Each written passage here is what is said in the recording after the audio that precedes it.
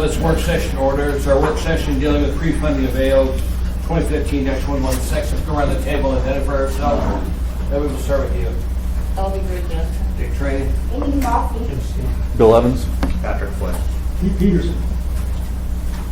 Dan? Dan Moore, City Treasurer. Robert Harrison, CFO. Thank you.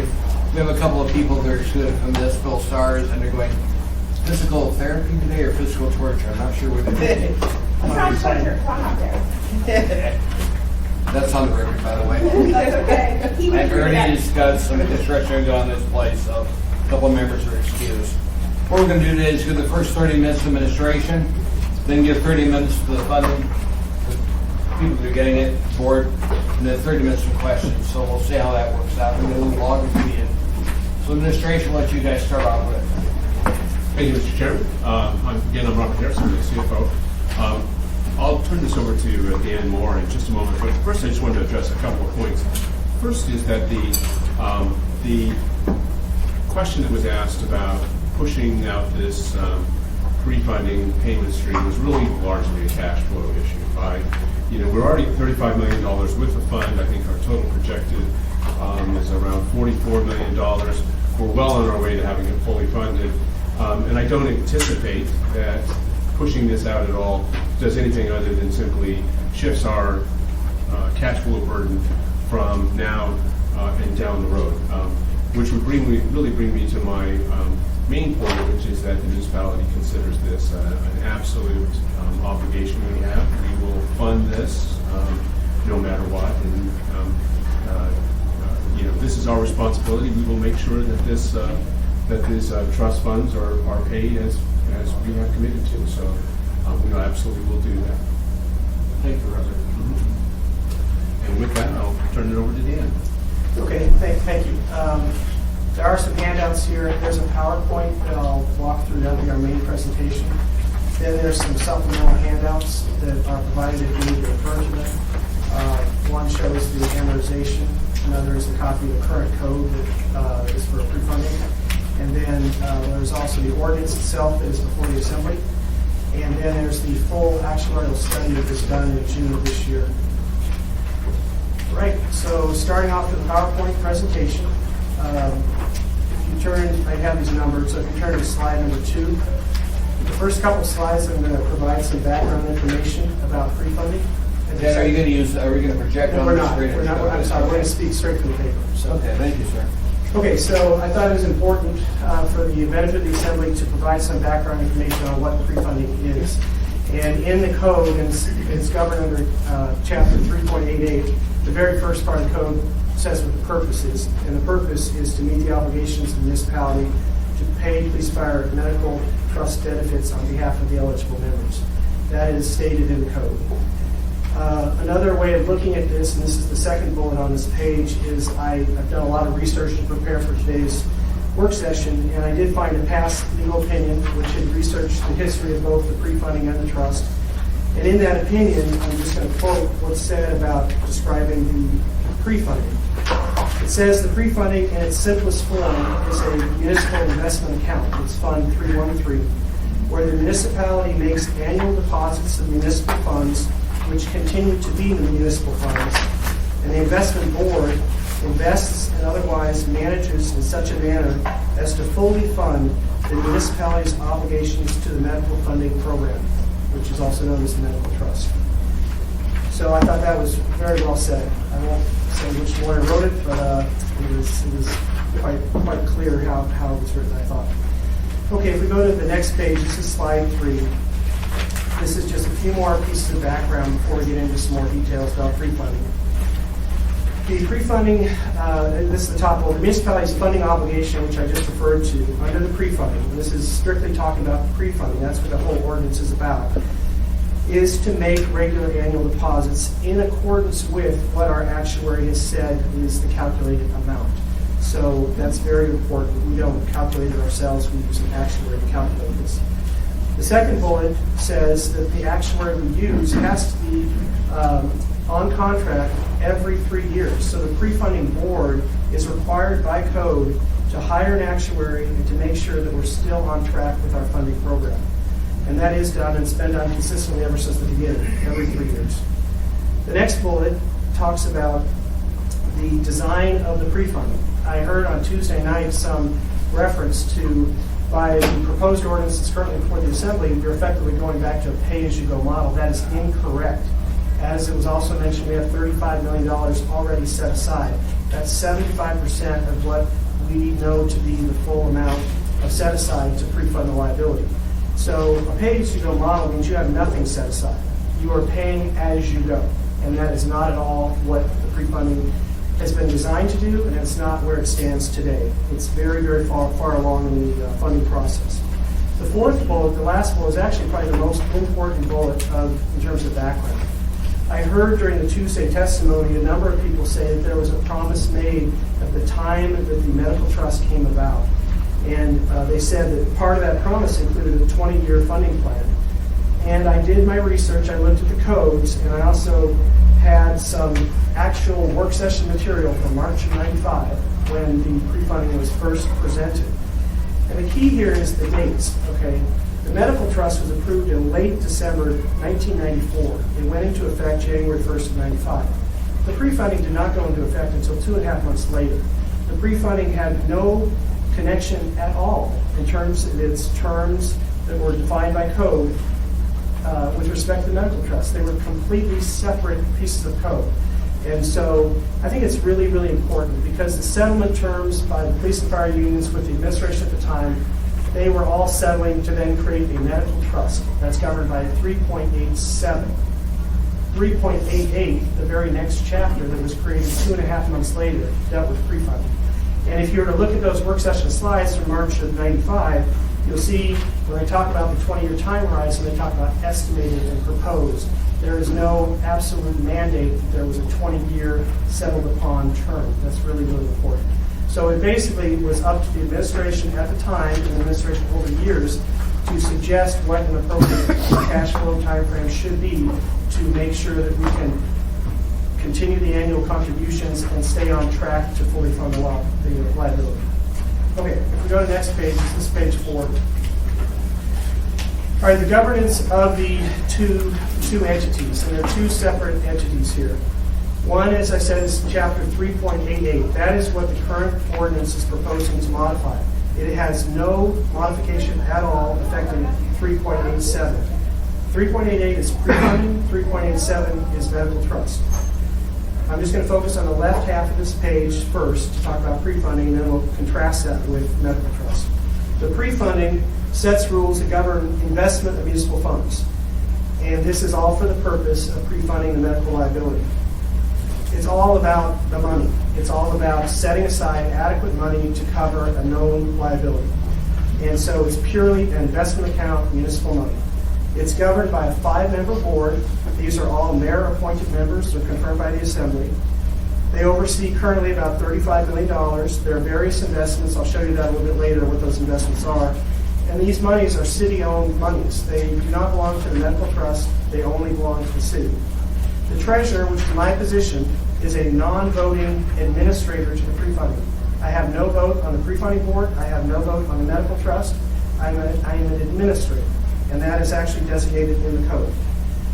All right, so that's the pre-funding. That's the governance structure that exists for pre-funding. For medical trust is very much focused on the benefits for the retirees. It defines what those benefits are. It defines the annual increases that are allowed. And then it also manages those accounts on behalf of each individual retiree beneficiary. And the money that they manage is the money that the city gives to them each month. So every month, and this month that's coming up here, it's $282,000. We are transferring from pre-funding to the medical trust. Once that money goes into the medical trust, it is their money, it's their money forever, and it's put in individual accounts and banked for those times where retirees have medical costs that are eligible, and they need to draw on their banked money to help pay out-of-pocket costs. The whole administration of benefits, the definition of benefits, everything the retirees are most concerned about is governed by 3.87 in the code. It has nothing to do with 3.88. Okay, so that is they're actually governed by 6 voting members. There are 3 from police, 3 from fire, so there's an equal split there. And there's also 2 non-voting members. I'm actually one of them.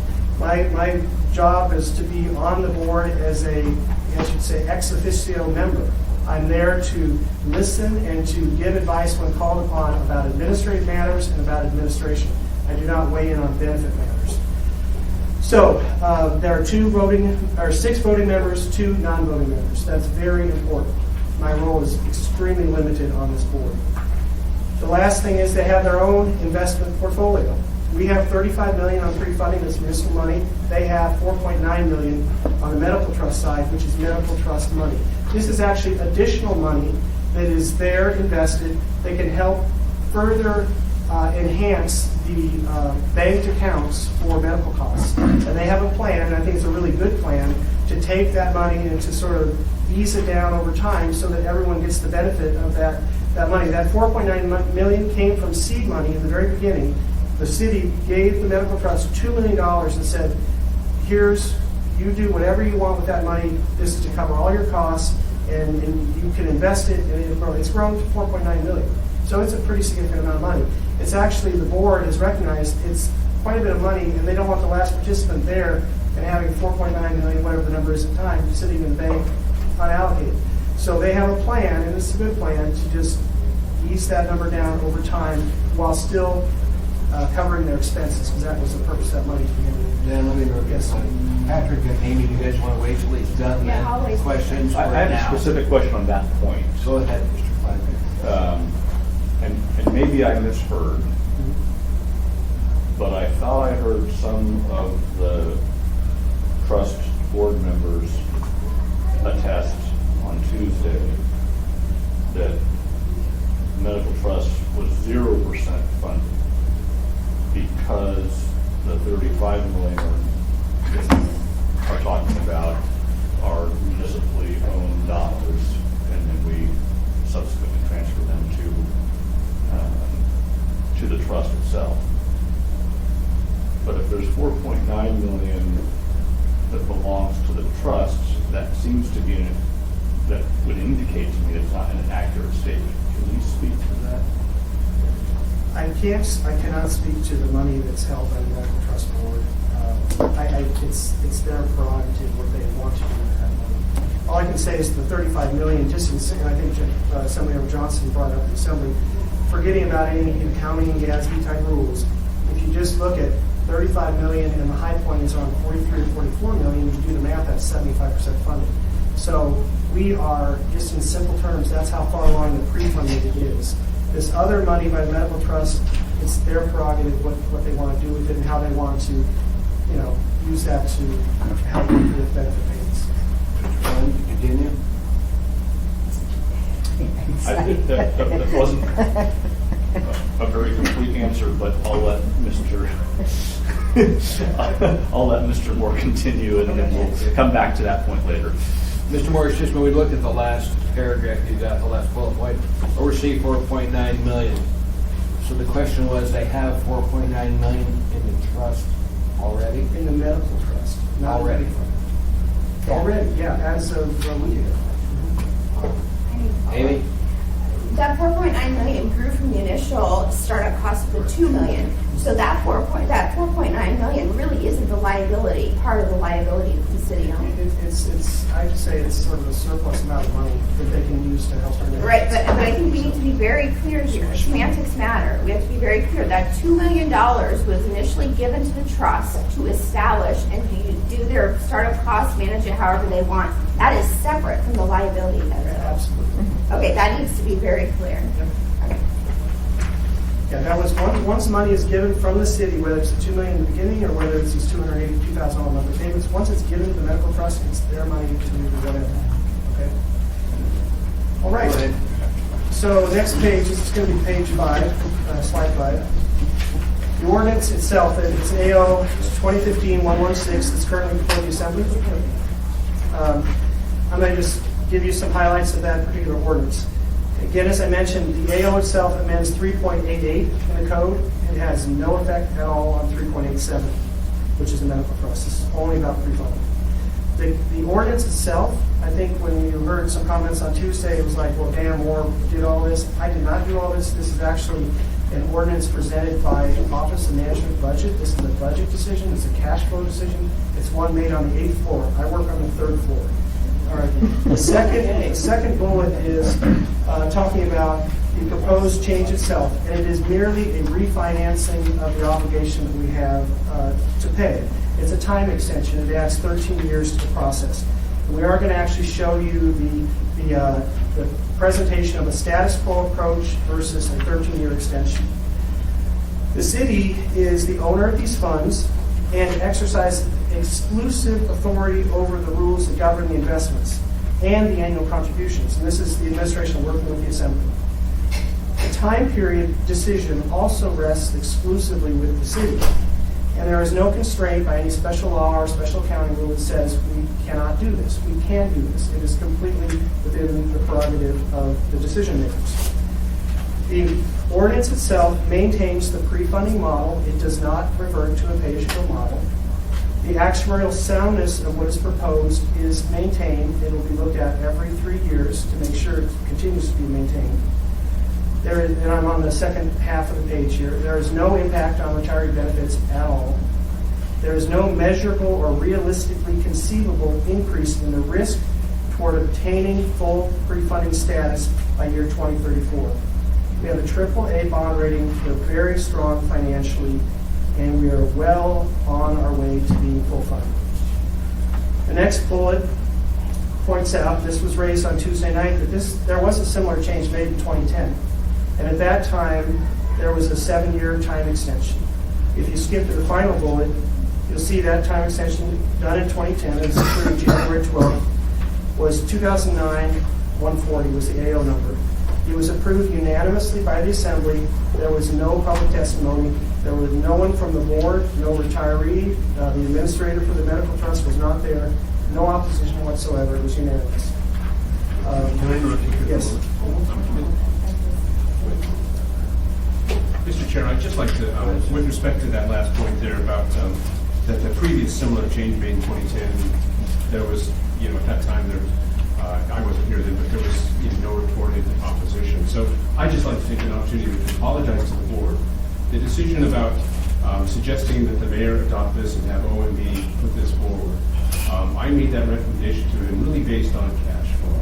Had I known that you would have felt that in any way we were trying to undermine the ability of the city, the municipality, to sustain and fulfill its obligations, I would have taken the opportunity to talk with you individually or as a group to sort of walk you through what I was thinking about when I asked Dan to put this proposal together and then recommended it to the mayor. So, for my part, I apologize, and I would be happy to work with you more closely in the future so that this sort of thing doesn't happen again. Because I don't want you to feel as though the municipality is, in any way, shape, or form, not going to fulfill its obligations. I apologize if you were left with that feeling. Mr. Harris. Ms. Johnston, ma'am? Actually, I think I went ahead, but basically you're managing this with an estimated rate of return of under 7%, right? And the average, the industry standard is to go about 7%, right? It's definitely in that range. 6.5% to 7%. So it's being managed very conservatively. Yes. So this over the last 3 years, what was the annual rate of return? It's going to be on slide coming up. Okay, yeah. There's a few slides. Sorry. Page 7 will get to it. Sorry. The only other bullet I did not cover on slide 5 is I know there's been concern with retirees, well, somehow things are going to change. We actually have a 21-year history of making timely, full monthly payments consistently for 21 years. So the city is, through all sorts of administrations, has been very, very consistent on that. And I've covered this monthly transfer for 15 years, and my predecessor covered it before that. So it's been tried and true. I mean, we're sticking to the plan, and we're not shorting any money for anybody. The benefits have always been paid. Yes. Ms. Johnston? This might be a real naive question, but there was interest in creating a trust.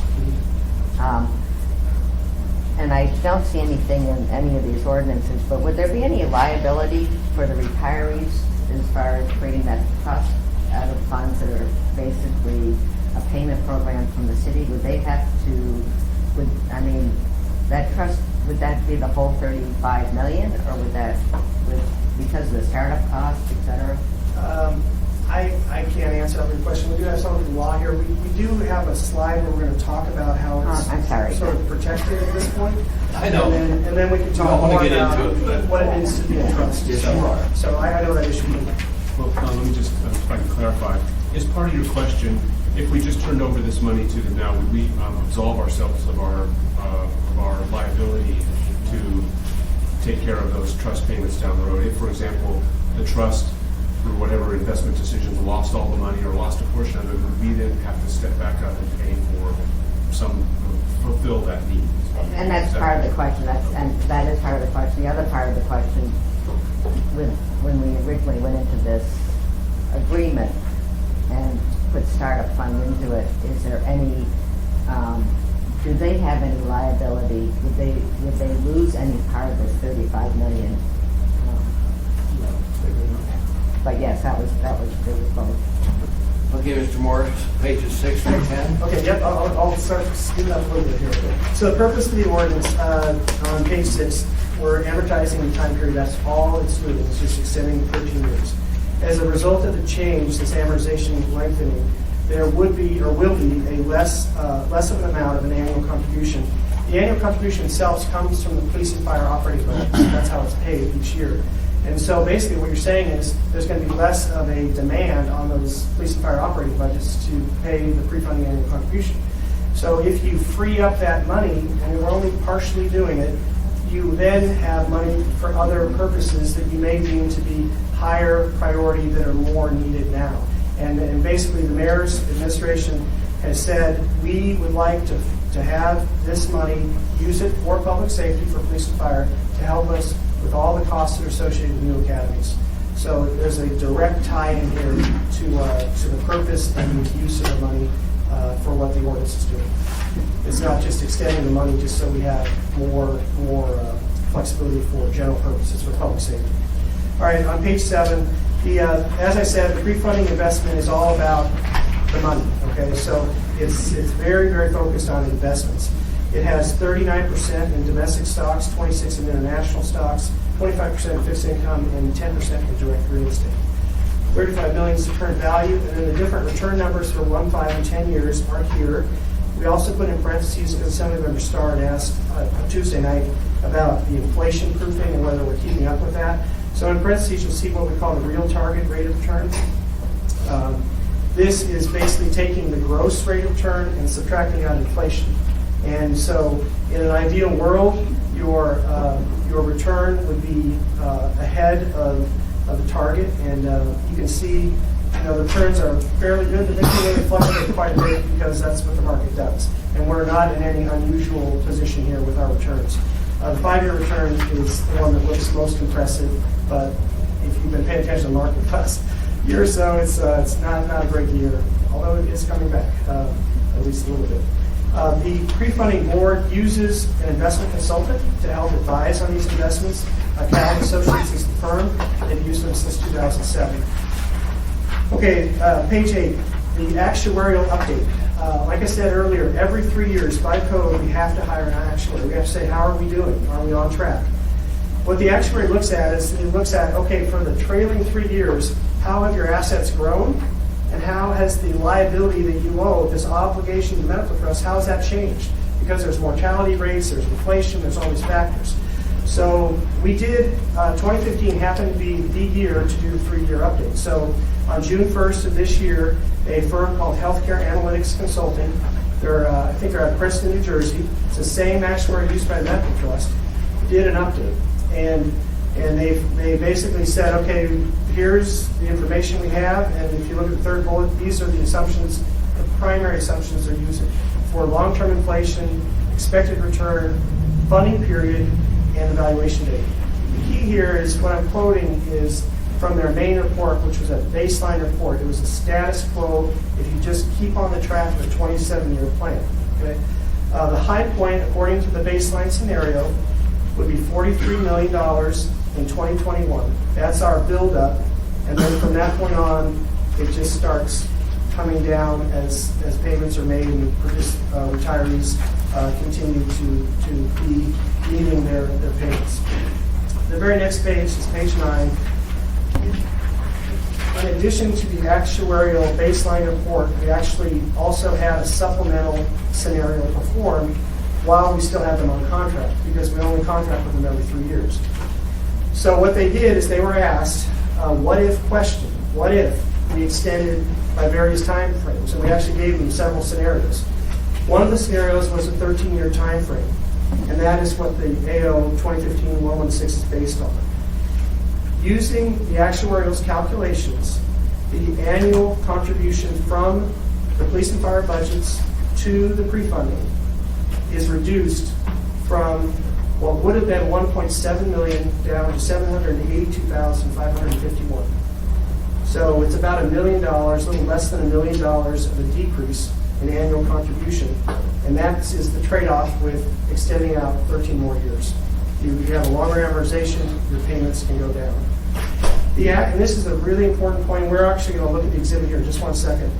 The present value and the nominal value, these are actuarial type terms, of the benefits themselves are unchanged, whether you look at the current scenario or the revised 13-year scenario.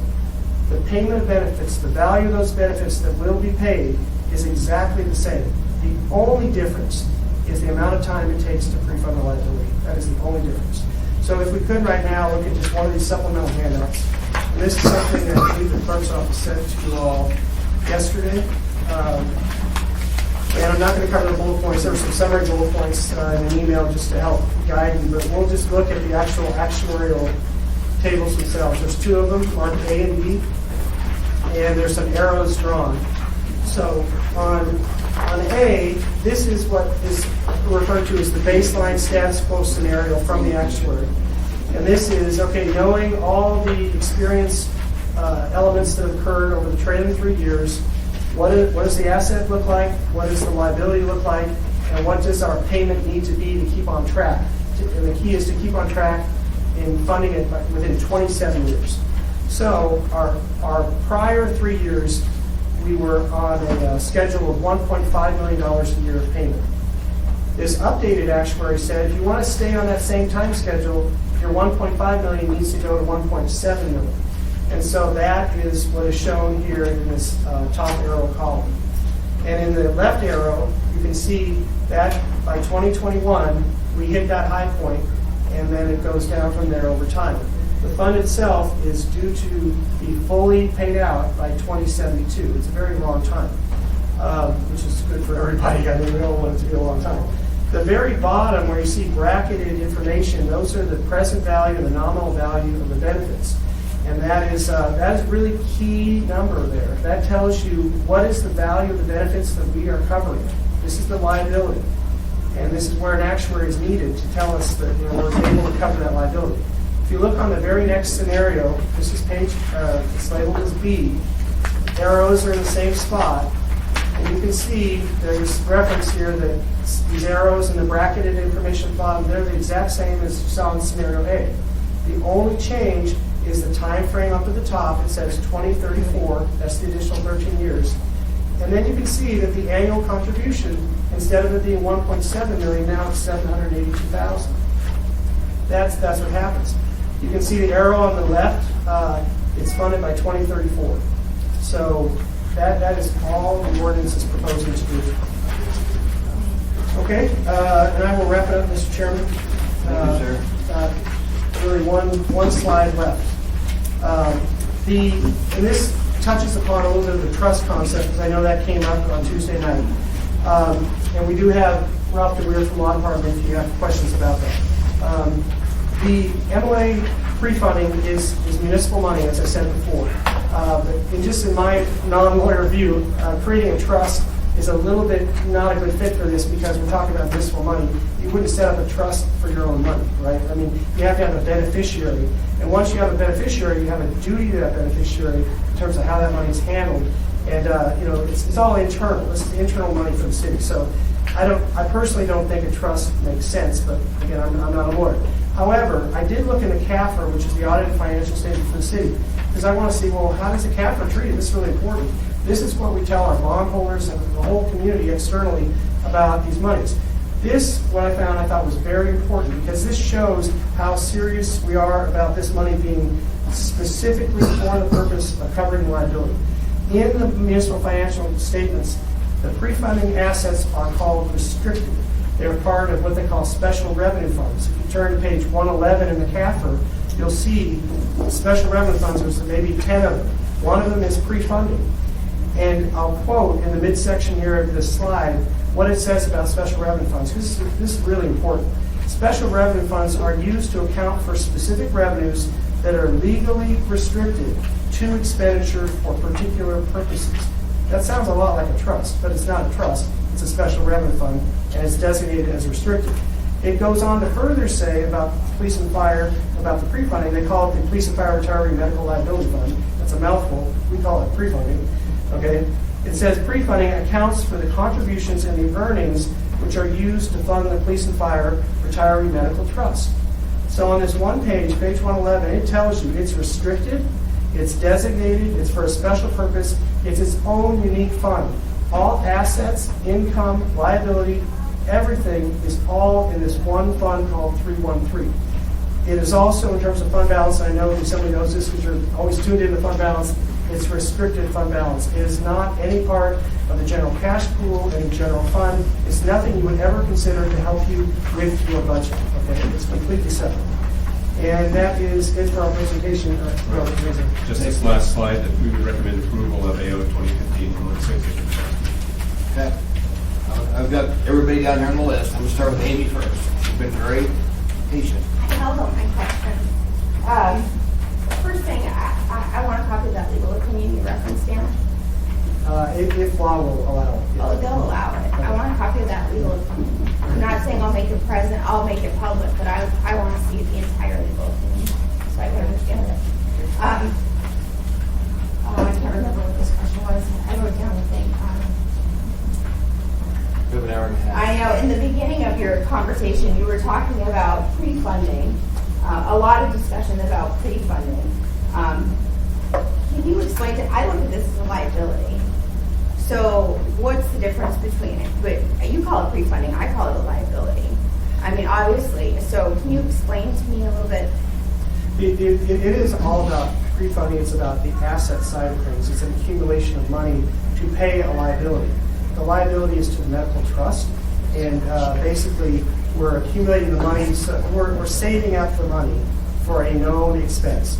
We currently pay that expense on a monthly basis to the medical trust. We have $35 million set aside. We are obligated to pay $282,000 currently per month. So we have a lot more than what we need to pay monthly, and that's the whole concept of pre-funding. The total liability, the present value of the liability, which was on the actuarial, that is what our target is. And the question is, how quickly do we need to fully fund that? And that's what the ordinance is all about. Okay, so that's going to lead me into page 4 of your slide. You made a very passionate differentiation between 3.8 and 3.87, right? 3.88, 3.87. I have to tell you, the argument really doesn't hold water with me because I have AO 9563 in front of me, and when they set it up, 3.8, I mean, the entire point was the Police and Fire Retiree Medical Program established. So 3. It sets it up, but then it established how it's going to be funded. They're very much connected. So I don't think they can be looked at separately. Is that a fair statement?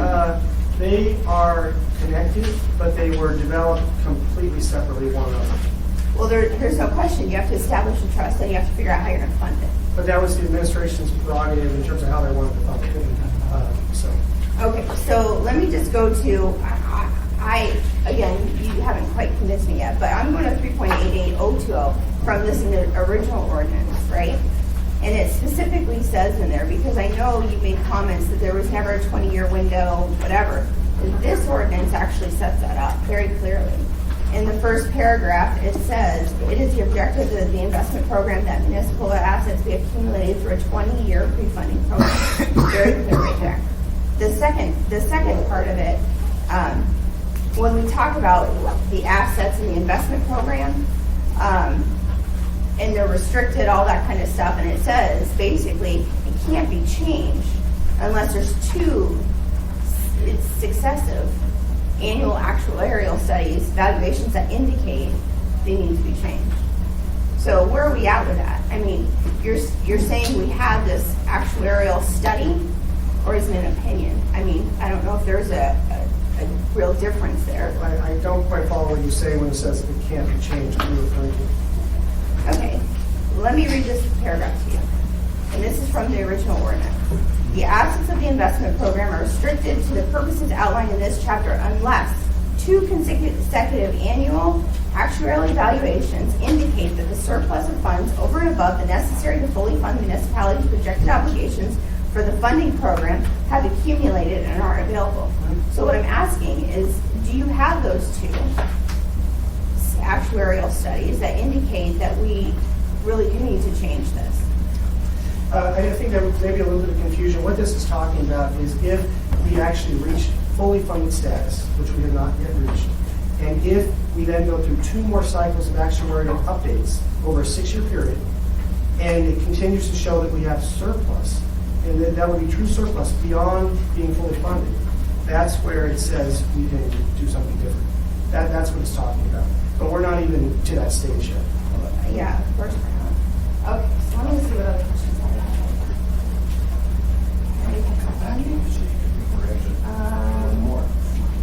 Yeah, that's fine. Patrick and then Jennifer. Now I'll get you done. Patrick, sir. I know, I'm sorry to get you when you're eating. Can we go to Jennifer and come back to you? I think we're drifting into debate, and I'll just keep my comments myself. Jennifer, questions, ma'am? Yeah, we're talking, approached overfunding. With the segregated account, there's not an issue of overfunding as it would be if it was a trust. Correct. So this, just to go back to Methuselah here, Mr. Train, you can remember when there was an overfunding of a trust, but this is different. Anything else, ma'am? Mr. Evans, sir. 2 questions to make sure I understand things completely. The first is with respect to creating the trust. I understand what you're saying, Dan, about these funds being designated as restricted. My question is, and maybe it's more for Robert, but do you have any idea if the restricted funds were actually converted to a trust as been proposed, what the rating agencies would view that as? I imagine they looked at it, since they're restricted, they view them one way, but if it became a trust and unavailable for judgments and other things, do you know how that would impact the rating agency's review? Thank you. Through the chair. So as I understand that these right now aren't considered part of our available balances that we can use through unrestricted funds. So in essence, these are sort of these monies are whether we left them there or whether we moved them to some sort of trust. I would not anticipate an impact on our credit rating because right now they're not, as I understand it, they're not necessarily being used to calculate our credit rating. That's correct. That's correct. Okay. And the other one's just a very naive question, but just so I understand this fully, once we hit the fully funded goal, whether it's under either scenario, then, if I understand the charts correctly, the fund is supposed to be self-sustaining basically, and it's just paying down from that point. There shouldn't be any further contributions, everything, the market doesn't collapse or If everything's something. held steady, we would just let it pay down over time. Okay, that's what I want to make sure. Thank you. And all, Mr. Evans? That's it. Mr. Steele, sir? So they are actually using the fund at that point to pay it down. It is not a self-sustaining fund. That's true. It's meant to be paid out all the way down to $0 in 2072. And we're currently at $35 million now that we have. When I make this monthly payment of $282,000, it's coming from that $35 million. So we're already, there's money coming in and money going out all the time. We keep having a net increase to our value because of these annual contributions. And so we're still on track with that. So. Is that all, Tim? Yeah, it just doesn't get, if I was in the trust, or it wouldn't give me, I mean, it would give me, I'd be happy about that because I'm not going to be around when that goes to zero. But someday it is, it's not self-sustaining. But neither are the members of the So- trust. Yeah, it's a closed trust. Yeah. Anyway. Mr. Peterson, questions, sir? Mr. Gray Jackson? Thank you, Mr. Chairman. Not a question, well, yeah, a question. And correct me if I'm wrong, somebody from over here, but I think one of the biggest issues for the trustees is the fact that the municipality is once again extending the payroll. So, okay, so I think I'm pretty clear, I don't think, I'm pretty clear on this whole situation. You know, if you look at it like a mortgage, what the municipality is doing is refinancing a mortgage and extending the payment so you'll have more money in your pocket during the course of a year, but at the same time, it's no longer 30 years and just use your mortgage. It's starting from the beginning. And as I just said, I think that that's the part, one of the things that's making the trustees not very happy, because this is the second time it was refinanced, and the time period when it was fully funded is again, once again, extended. Thank you, Mr. Chairman. Mr. Belsky, then. I completely agree with Mr. Jackson's analysis. I think that is part of the main problem. I was looking at your exhibit when you talked about the suggested municipality funding going up to 1.7 million. I mean, in all actuality, as we're looking at this, we don't have to go to 1.7 million. We could just be 1 year late and have it paid off in 2022. There's no reason, I mean, isn't that a possibility? Well, actually, according to that legal opinion you requested, we are required every year to make an annual contribution to the pre-fund. And so that is part of our core duty. So we could not skip a year of annual contribution. I'm not saying skip a year. What I'm saying is right now we pay 1.5, right? So right here you had suggested and to assembly members that we're going to have to bump up the contribution if we do nothing to 1.7. Right? And I actually don't think that's actually have to do that. I think what we could do, and probably do a mutual agreement, is just say keep it at 1.5, and instead of paying off in 2021, we know we're going to be a year late and pay it off in 2022 versus going out an extra 13. Yeah, and I apologize, I didn't misunderstand what you said. You're correct. What you just said is correct.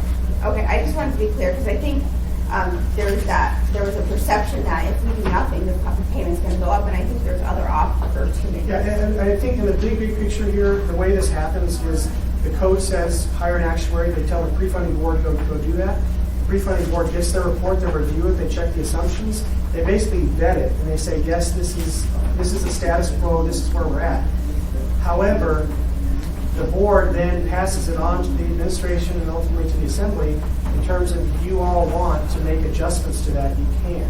And that's what has happened this year, is you could keep it 1.5, but you could also extend it 13 years and reduce it, by 900-some thousand. So there is flexibility there, but the key is every year there must be an annual contribution, and it must be coming from the actuary. We do not want to be calculating these numbers ourselves. No, and I wouldn't suggest that, but that's why I say I want members to be clear that there's multiple ways to skin a cat, and not that I skin cats, but I've been known as a police politician. Okay, thank you, Mr. Chairman. Thank you, ma'am. Well, that's all we have for administration right now. I want the board of trustees to come out here and take a position where you guys are. You have half an hour to talk to us. Then we got some questions for you guys. So whoever you've got that wants to present, please come up. Thank you.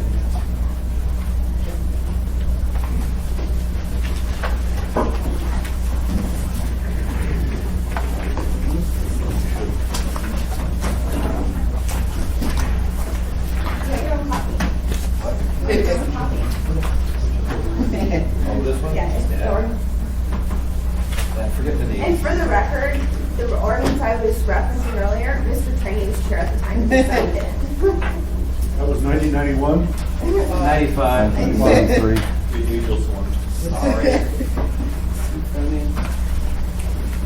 It seemed like a good idea at that time. Still is. Welcome, sir. Thank you. Identify yourself for the record, so when they're taking notes, you'll be able to tell who's talking. Okay, my name is Greg Stewart. I'm a trustee of the Police and Fire Retiree Medical Trust Board, and I'm here today to present on behalf of the board. And we should have a packet that we prepared. And basically, the board does not support AO 15-116 as it does not currently fund the program in the pre-funding account as established in the 1995-63 ordinance. Subsequently, in 2009, AO 2009-140 was actually passed, and it does not follow the same guidelines.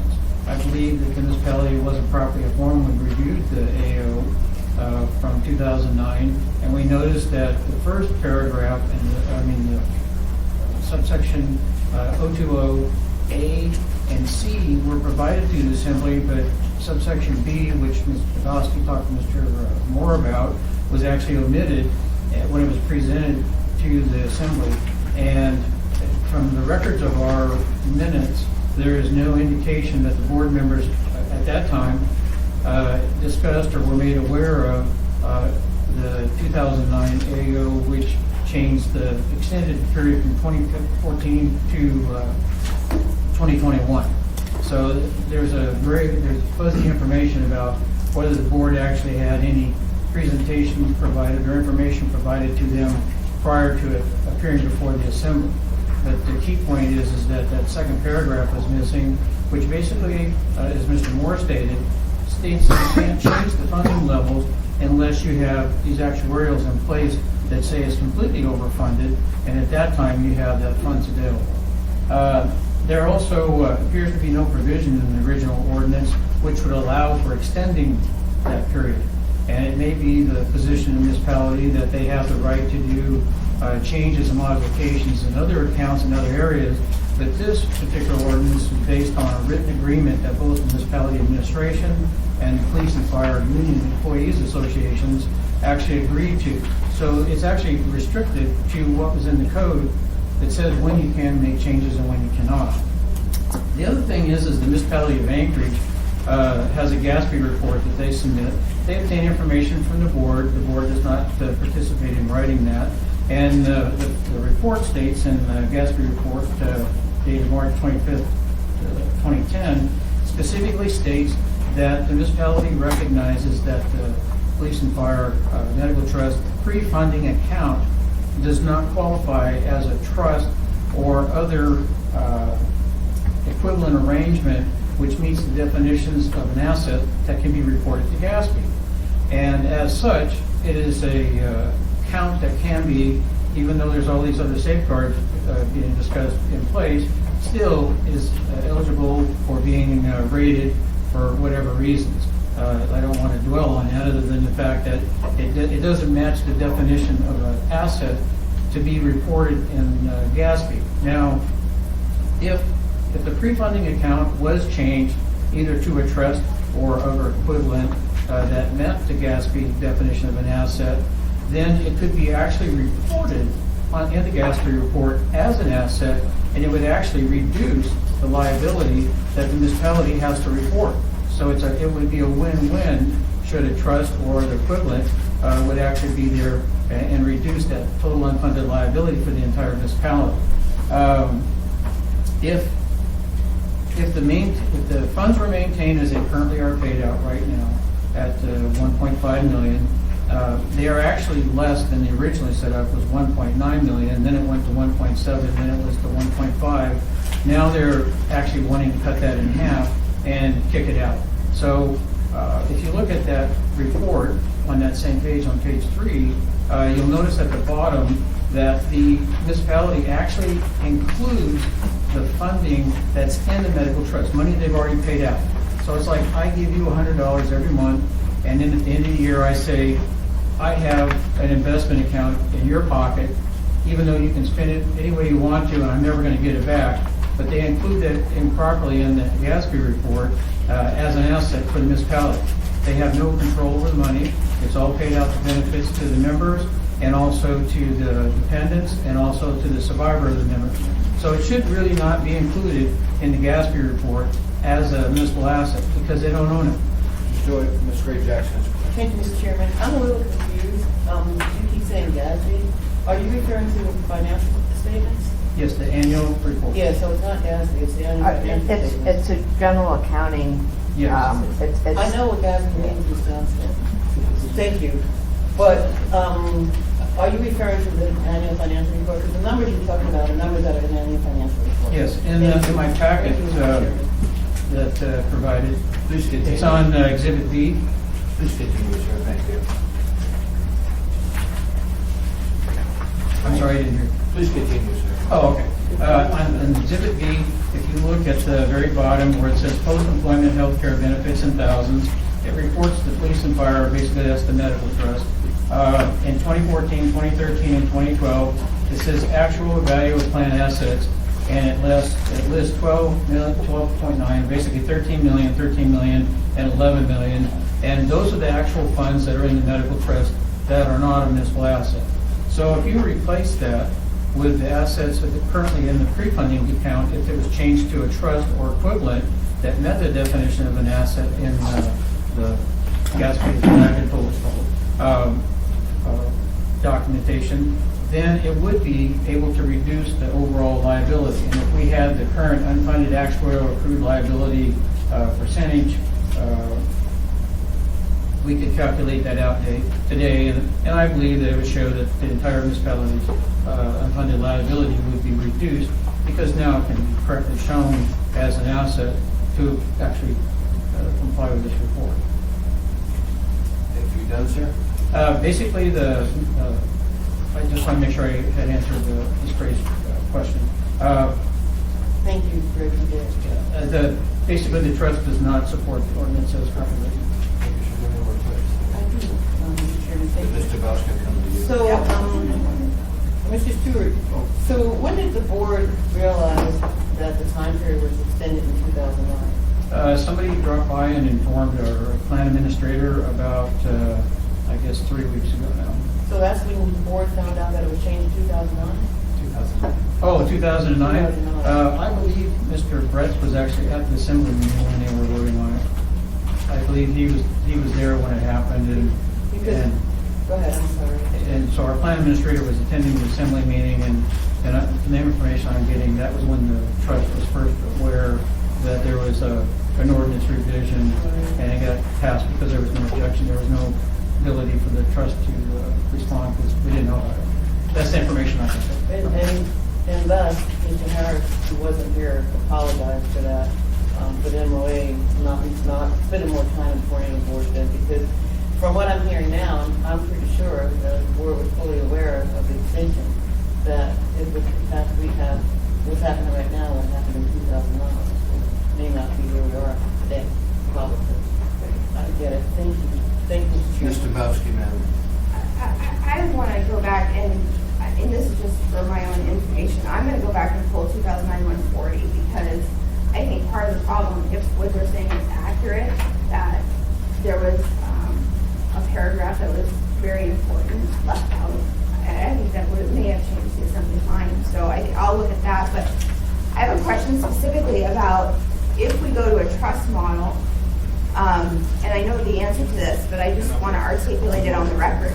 If we go to a trust model, when the last beneficiary dies, at the terminus of the trust, where would that 35 million, however much is left, where would that money go? It won't be 35 million at that point, but where would it go?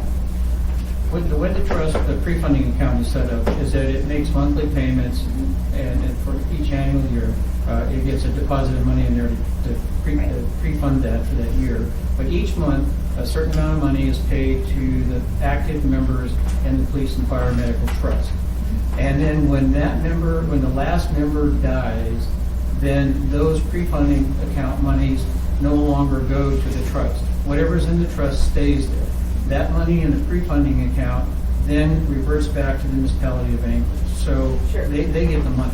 So, I've had a little bit of experience in trust management, and I mean, you could set up a secondary trust to make payments to another trust. I mean, it's done all the time. So I don't think anybody's advocating for putting the whole bucket of money right now into the trust. I wouldn't. I would say, set it up so it would make payments to the police and fire medical trust that you do manage. But that's just me, yeah. All right, thanks. Element. Ms. Johnston, now. I've got a policy question for you because this has come to the Assembly by budget management, not by, as Mr. Moore pointed out. And so what budget management is looking for is funding to fund the fire department, police and fire department for this current year, or general government, but are you looking, I mean, I understood from this administration, you're looking to increase funding for public safety, is that correct? Yes. So they have, and on the back of this responsibility, they've looked at a way of refinancing so that they have more funds for the current fiscal year and maybe years out. How do you feel about that as retired police and fire? As a member of the board, I have a fiduciary responsibility to check the trust based on the ordinances that are in place. What the current administration wants to do to fund the other academies and things like that, my personal feelings on that really don't matter at this particular point because I'm here representing the trust as a board member. And the ordinances that are in place basically require that the municipality maintain the same agreement that was made by their predecessors in office that was mutually agreed to by the two police and fire employee associations and the municipality, that they will continue to contribute whatever amount of money. At the time, I think it was 1.9 million until 2014. And then this other change took place. The current board does not agree that that was a proper action. However, it's already done and over with, and we can't go back in time and change it. We just want to make sure that this time around the Assembly is actually informed and that there is that other paragraph that says you can't mess with this particular setup and formula because we all agree this is the way it's in place and nothing can be changed until it's already overfunded. Nothing can be changed. And that's our position that the pre-funding count is in it. The other thing is the board is recognizing that the GASB rules state that if you make it a trust or an equivalent, it's a win-win for the municipality because in the end you're going to get the money back anyway, whatever's left in the fund, and you can now report it as an asset properly on the report and lower your unfunded liability to the municipality, which is the whole point in the first place from back in the 90s because it was substantial. Mr. Johnston, anything else, ma'am? No, but your specific responsibility is the medical trust. The whole, everything. But, so you think it's your specific responsibility is beyond how the medical trust is funded? You feel it's, as a board member, your specific responsibility is the medical trust, correct? As a board member, it's my responsibility, and I believe the responsibility of my fellow trust members, to follow and adhere to the original agreement in 1995 and that AO 95-63. And it's all set out in there. And then there's all the other documents that go along with how that came to be passed. So it is our belief, it is our fiduciary responsibility to make sure that all of the things that were agreed to at that point in time are still in effect to this day. Okay, thank you. Thank you, Ms. Johnson. Mr. Evans, sir, and then there's Mr. Evans, anything? Yes, sir. I don't want to talk about creating a trust or anything. I just want to focus on 116 because it doesn't involve that. We can talk about that another day. But I want to make sure I understand your primary concerns about 116. I have concerns about it. Mine are somewhat philosophical about how we're handling it. But is the position of the trust that it is illegal in some manner for the city to change this funding formula? Or are you stating it's basically just the position of the trust on a policy basis that you would prefer they don't? I think both. We know that this actuary opinion, I don't believe it's an actuary study. I believe it's an opinion based on questions that were submitted to them that was provided in March of this year, was before this administration, which means that the Sullivan administration already had this in the work the first part of the year, maybe or maybe not for this next year's budget. I don't know. I don't know what they were doing. I just know that this report is basically an opinion based on questions asked, does not appear at this time to be an actuarial study that we're used to seeing. And So yes, to answer your question is, we believe that the code in section B specifically states you can't mess with the formula here unless it has already reached its fully funding status and exceeded that after 2 actuarials have been conducted. And again, I thought that might be the position. Is it then the position of the trust that in B, where it says the assets of the investment program includes the funding stream is an asset of the investment program even before it reaches the bank account? Before it reaches the medical trust bank account? Or even the pre-funding account? I don't agree with that assessment. The pre-funding funds are designed to fulfill the unfunded liability obligation of the municipality and also provide the monthly payments to the medical trust to meet that benefit, the benefit that the employees that are retired are receiving. There's no qualm from the trust that obligation is being met. However, by not fully funding it, it doesn't match the original agreement, and the question becomes, if things become unstable as the funds, because as the funds go on, the less money you put in and the high amount of dollars that are going out, the fund's going to continue to grow, but it's going to continue to grow smaller in amount. But so is the medical trust as time goes on. The actuaries show that by the end of the last person, the last beneficiary or survivor, is actually going to be very close to zero, if not zero. So the question is at that particular point in time, will the pre-funding have provided all the funds that are necessary to be able to do that? Or is the municipality going to be in a position later on down the road to say, we've got to increase the money or actually kick it out further down the road? And kicking the can down the road is actually stated in the actuary document that was provided by Mr. Moore. Thank you. By the way, for the body, I've asked the clerk to go and find the minutes for the meeting on 2009-140. Because when I have the trustees saying you weren't told about it, I want to see the exact minutes of the document to see if anybody showed up at all and testified on it. Because this was added to Sunday meeting. I find it hard to believe nobody told you guys about it. You're pretty observant for what's going on. I've asked the clerk to look at the minutes in that time. Mr. Steele? Yeah, it seems to me that you're saying that there are adequate funds in the trust to fulfill the obligations, projected obligations currently, and that if it was changed and actually adhered to, it would not put at risk the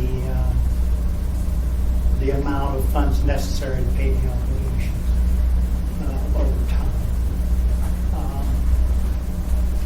It sounds to me that what we're talking about is security and continuing to meet the obligation as we projected it, I guess, changed obligation, but continuing to meet the current obligation just gives greater security that there is enough there. And I guess I'd just like to hear your comment on that particular aspect. To me, it's a question of confidence that the security is there to meet the obligation. Well, to answer your question, if I understand it correctly, the board looks at this ordinance from 1995 as having two distinct obligations. And that is to fund the medical trust on an annual basis with adequate funds for the members to receive medical benefits, as I believe is set up as an HRA account. And then the other obligation is that the municipality promised at that time to fully fund the unfunded liability by 2014 by making annual contributions into that fund, which would be adequately be self-sustaining to both. Eliminate the unfunded liability that they have been, and then also to fund the medical trust on a monthly basis so that the members are made whole and they can receive their benefits. And the question comes into the shaky ground here as to meeting that unfunded liability. And the appearance, at least from my perspective, is that by reducing the payments, they're reverting back to the same unfunded liability practices back in the 90s, which resulted in the prices for everybody to have to do negotiation and give up over $140 million worth of municipal employee benefits from the police and fire departments in order to facilitate reducing unfunded liability. That's my understanding of it at this point. So it's really two complete obligations. One is to fund the unfunded liability part of the pre-funding account, and the other is to pay the medical trust board monies to adequately supply the members with their benefits. That part is, like Mr. Moore said, they have a great record for paying, and we're not worried about that. It's not paying the pre-funding liability and paying it down properly and building that fund up. And in 2021, if they're only doing, if they're making the payments, then we know that by 2021 or 2022, the municipality's unfunded liability would be completely gone. There would be no unfunded liability to report because you would be fully paid up. And if it's kicked down to 2034, now that unfunded liability is stretched out even further, it adds to the overall unfunded liability of the municipality. Mr. Steele, anything else, sir? Mr. Flynn, sir? I'll wait for debate.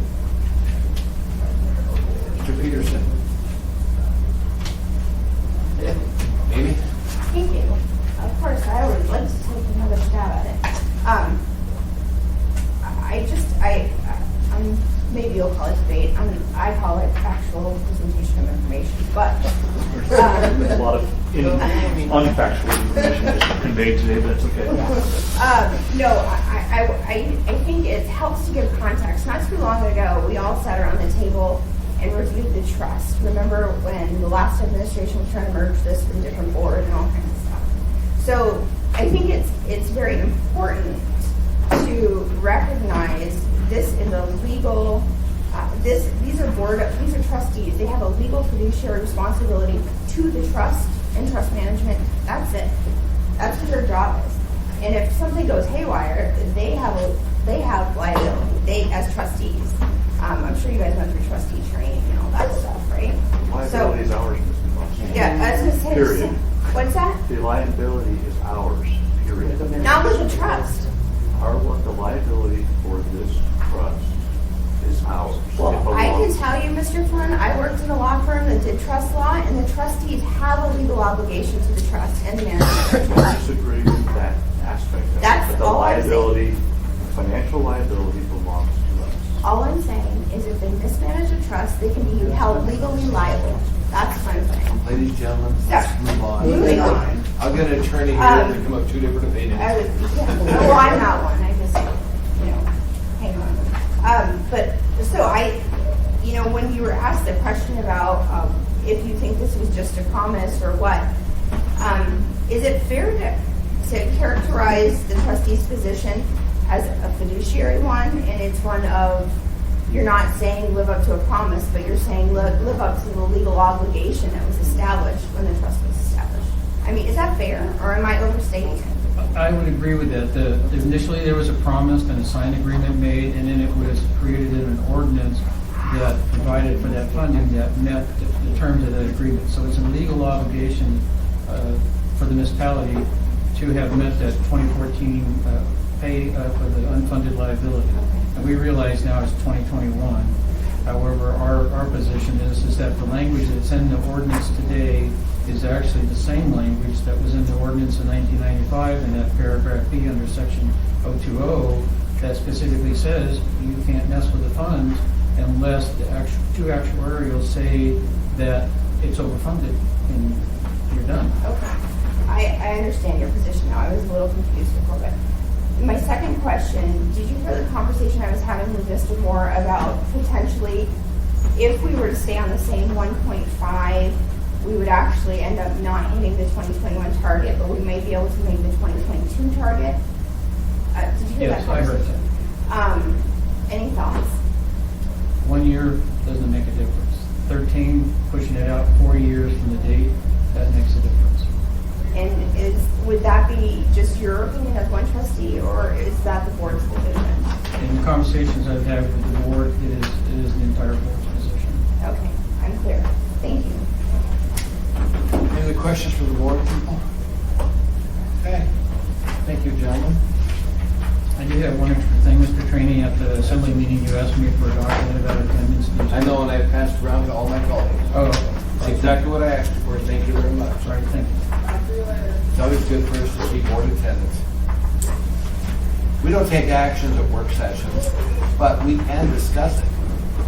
It's not going to take action on it. Mr. Flynn, sir. Just a little bit of reading comprehension. We have a highlighted copy of the ordinance that you presided over, 95-63.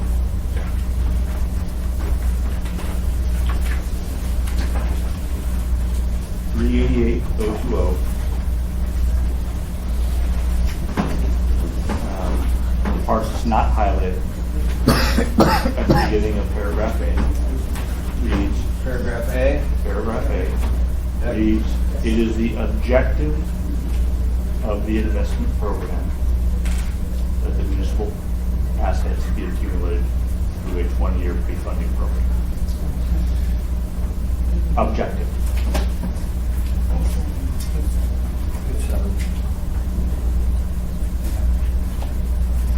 Objective. Goal. Aim. Paragraph C. The part that's not highlighted at the end, on lines 45 and 46. Based on the results of actual evaluations and recommendations of the investment authority. And nothing else to say.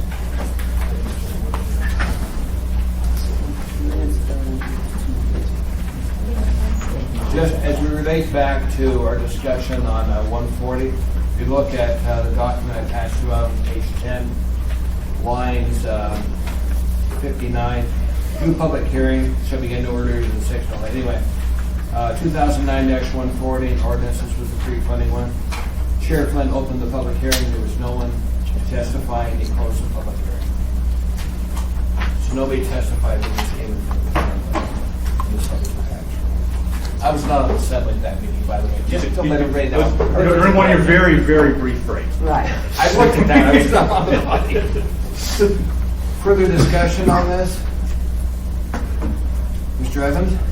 For what it's worth. I mean, in looking at all this, I'm fairly confident that there is not a legal prohibition to doing what the city has proposed. So I think really the issue is going to be, and is, whether you can do it or not is one thing, but whether you should do it or not. And I think we're in the grounds of whether you should do it or not, because I think in looking at all those documents, I'm sure that I haven't seen the legal opinion, but even a kind of a cursory look kind of makes it pretty clear to me that they can do what they're proposing to do. But should they? And I have concerns about doing that, based not necessarily about anything to do with the medical trust, but my view towards debt in general and what my preferences are. And I mean, I'll discuss more of that Tuesday, but to me, at least, that's where I think the legal issue is kind of a red herring, because I'd be really very surprised if there's any legal impediment to doing what the city wishes to do. Ms. Johnston now? See, now you got it. And this is part of the debate, but then I won't waste time Tuesday night. But you all know that I've spent quite a bit of time as far as the state unfunded liability and the pension funds. And this is totally different than what the state did last session, where they not only did they pay down some of the unfunded liability, but they did extend the amortization. And where it's different is that they aren't the only ones contributing to the fund. So we as a municipality had no choice in the extension.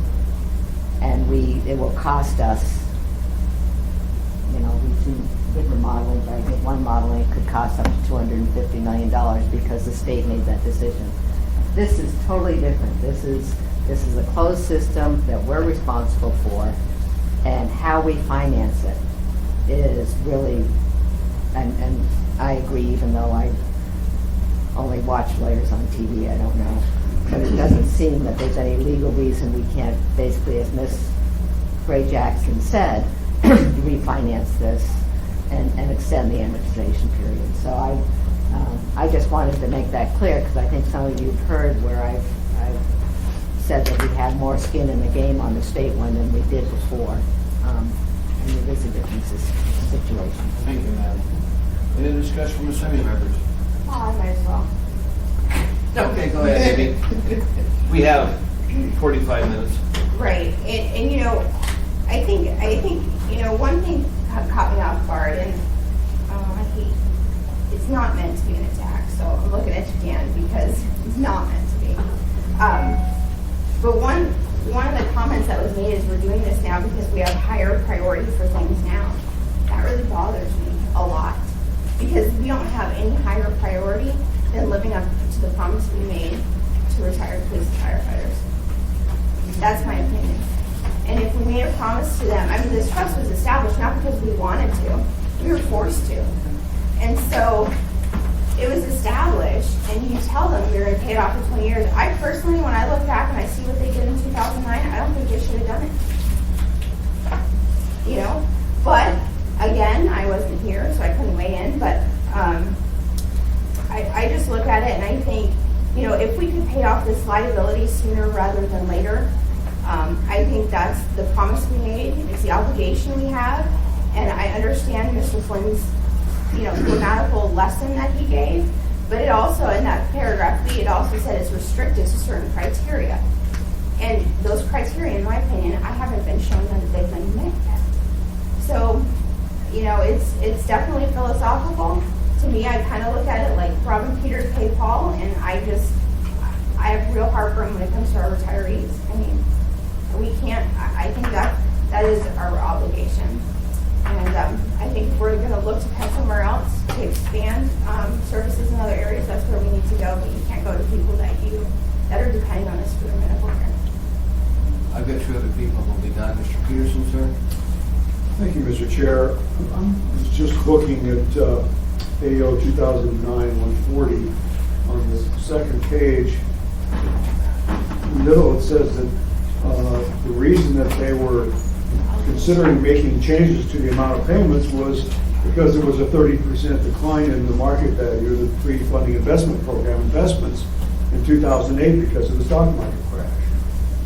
And so it seems to me like we're still trying to catch up on what was lost in the 2008 market turnaround. And so that's why they eventually voted to extend the payments, is so they could try to make up for the investment loss.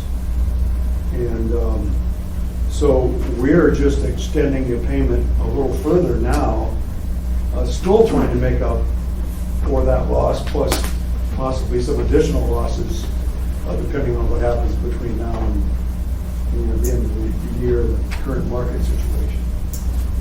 So I just wanted to point that out. That looks like that was the reason that they were talking about changing those payments in the first place back in 2009.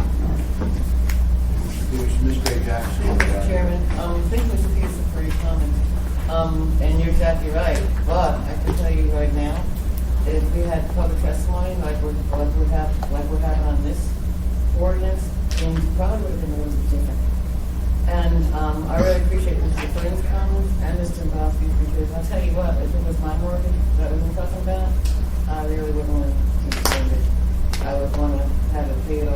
sooner than later. So then my question is, it's, what was the original amount contribution for 2016? What was the original contribution? If it was status quo. Yes, that's all. It was, this year, the year we're in now is 1.5 million. If we kept on status quo, next year would be 1.7 million.